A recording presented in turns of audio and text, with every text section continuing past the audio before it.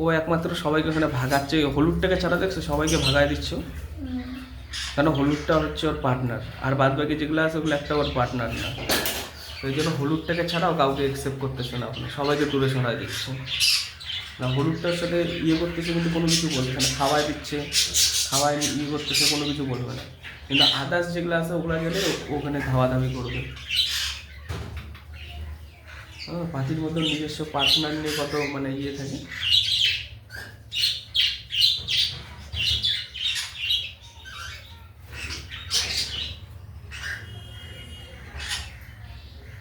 আমার মোবাইলের ক্যামেরাটা তো ভালো না, না হাইটে যায় ভিডিও। ওই দেখো দেখছো,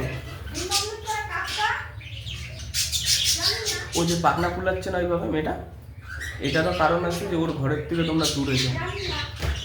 এটা পুকুরে কিন্তু পুরা প্রচুর পাখনা ফুলাই দিচ্ছে, যখনই কেউ সামনে আসছে তো দেখবি দুইটা পালক দেখবি ফুলে উঠবে, ওইটা ভাগায় দিল বুঝলি।